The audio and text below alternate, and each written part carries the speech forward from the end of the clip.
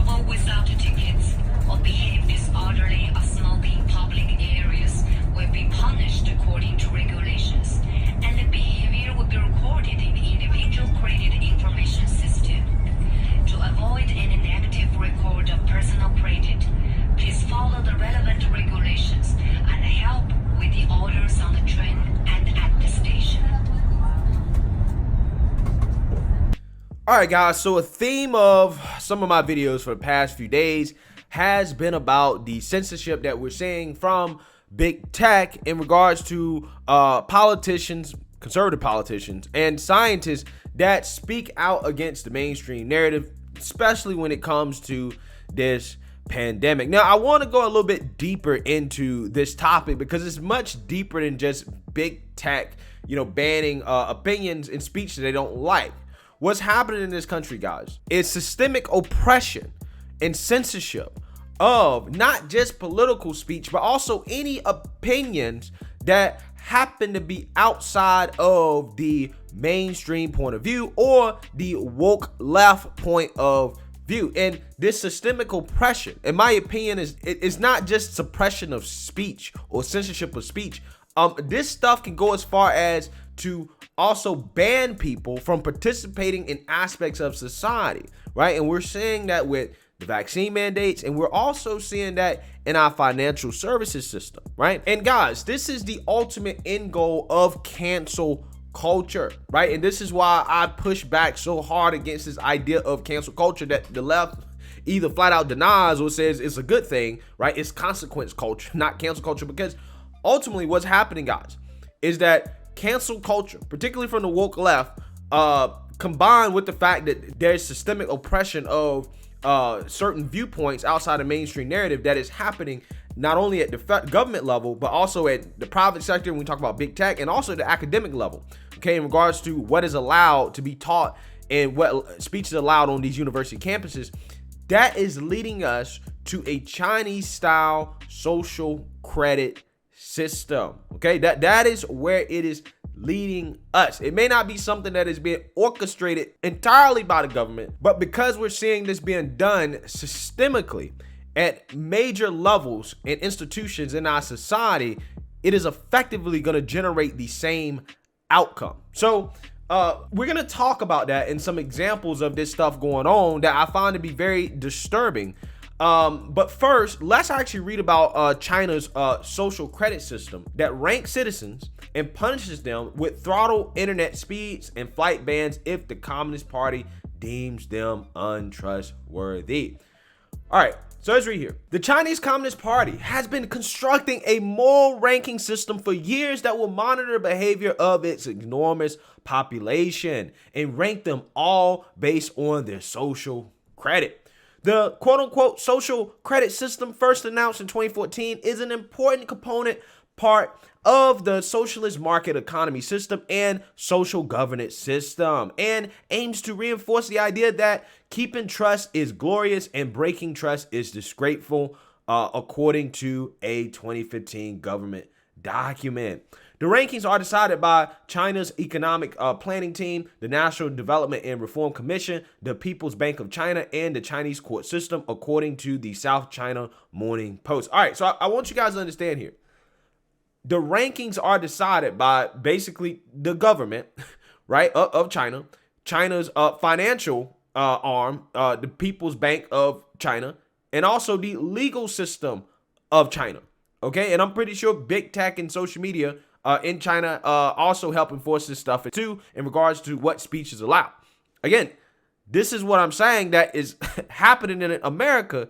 However, again, it's not necessarily as centralized as it is in China, but you have the government, you have the private sector, and academia all kind of aligning together with this one ideology. And if you don't go along with this ideology, right, then you can be punished for that, right? AKA if you have conservative views, or even views that might not necessarily have to be aligned with conservative views, but if you're just outside of the woke progressive narrative, then you could be deemed as somebody that's untrustworthy, right?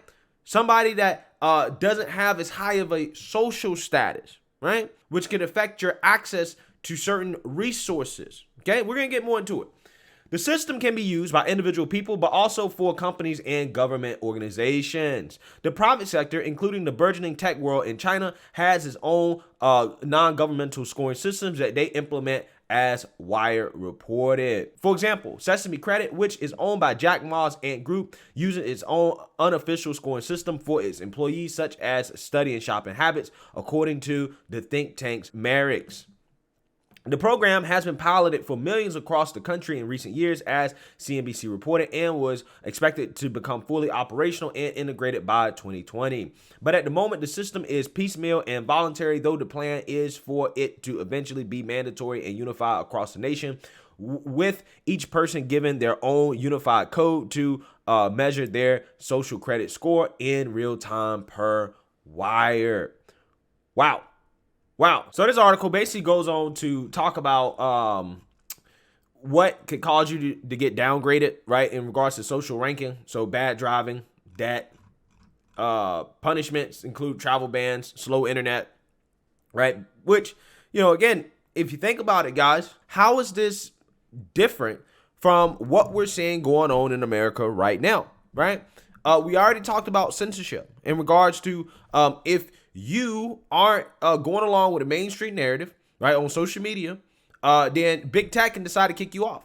And even if you are a company, for example, like Parler, okay, if you happen to be using big tech's infrastructure, like Amazon, to help host your website and things like that, big tech could essentially pull the plug on you, which is what they did with Parler. And Parler has never really recovered from big tech doing that, right? It was a growing platform. Big tech said, no, you're done, okay, because simply they allowed speech that the big tech giants didn't like, okay?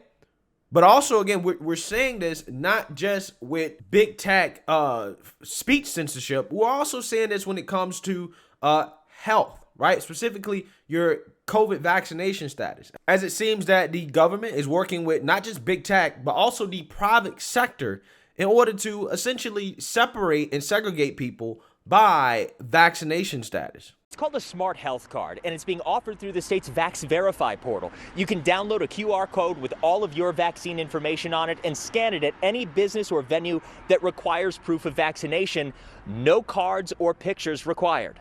Some private companies have implemented similar technology, but this is through the state of Illinois, using the vaccination information about you the state already has. You don't have to upload anything. Just register by creating an account at idphportal.illinois.gov. Step-by-step, verify your identity, view your immunizations, and you can download your personal QR code. And it doesn't just stop there, guys, right? Private citizens not getting access to social media, in order to, speak their opinions if their opinions are wrong. Also not getting access to certain businesses and resources based off their vaccination status. But you also have financial services, right? Getting access to capital. That is also now become based off your social behavior. As you're saying, redlining returned back to this country in 2021. In fact, it is happening, right, to companies that banks are deeming to be immoral. For example, oil and gas companies, gun manufacturers, private prisons, they're having troubles, right, getting access to capital and loans from financial services institutions because activists are pressuring these financial services institutions to deny capital to companies that they seem to not be socially acceptable, right? And this is something, guys, that we saw early when Trump got kicked off of social media, and then you had news reports about how all these banks said they would refuse to bank with President Trump at that point, right? It started there. But again, it is now extended into industries. And not only is it extended into industries, guys, this form of redlining and discrimination in regards to access to capital and financial services is also hitting individuals who happen to align with conservative viewpoints. Take a look. Discriminating against someone for their political views is already legal in America. You can get kicked off of Twitter and Facebook for being a conservative. You can be banned from payment processing platforms like WePay and blocked from raising money on GoFundMe. You can even be removed from the internet like we saw with Parler. So what's the next step for political discrimination in this country? So if Canada is any indication of what's next, it's being denied mortgages for your political views. It's just about the nature of the business altogether. because the bank has been, I'll be blunt with you, the bank has been, trying to pry away from certain, clients where they're kind of out there in the media and very strong opinionated, which is your business in a way. So we're just clearing some internal hurdles to make sure that the bank is okay to onboard you as a client internally. Spoiler alert, we did not clear those hurdles, even though I've done all of my personal banking at that same Royal Bank branch for decades. Ezra Levant is the man you just saw in that clip. He was speaking to a banker from the Royal Bank of Canada. He is the founder of Rebel News and says he was denied a mortgage because of his conservative views. Ezra Levant joins us now. So Ezra, in the video clip we played, it wasn't quite clear if you were being denied because of your political views or if it's just because you're a media personality who has a public presence. What was it? It was very clearly our views. I had several discussions with that mortgage officer. I just want to make it clear that our mortgage application was financially sound. If he would have said it wasn't financially sound, I probably would have believed him. But he was candid with me. I call him a sort of whistleblower. He said it was our opinions because Rebel News, the news site that I run, has conservative opinions. And the Royal Bank is Canada's largest bank. I should say they do a lot of business in communist China. And I wonder if they have brought some of that social credit approach that they have to use in China to Canada. And by the way, they have thousands of clients in the United States too.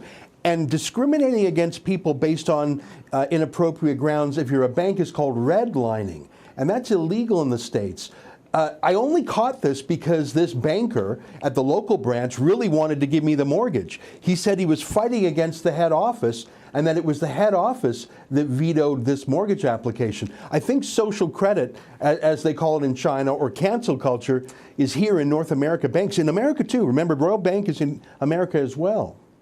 Yeah, so guys, as you know, if you can't get access to the financial services system, if you can't get access to banking, capital, you simply cannot do business or even really live in America. You can't live, right? And just north of the border, we have a major bank, the biggest bank in Canada that also does business in America, allegedly denying somebody a mortgage based off their political beliefs, okay? And those beliefs happen to be conservative. This is, again, why cancel culture and what is going on in regards to cancel culture against conservatives and the censorship of speech and all the things that we're saying that are happening systemically is so dangerous. And in my opinion, I'm convinced that the Chinese social credit system is already here. It's just not centralized. But because all levels of our society in regards to institutions, the federal government, the financial services industry, the private sector, big tech, academia are all on board with the so-called woke narrative.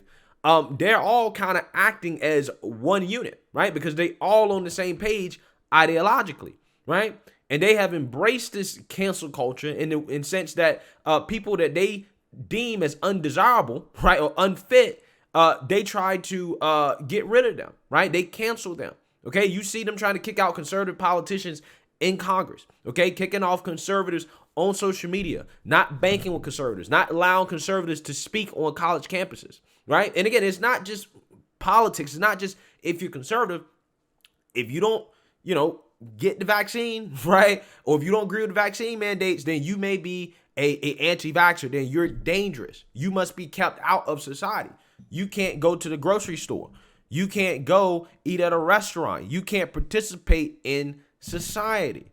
Again, effectively, all of these things are based off your social behaviors.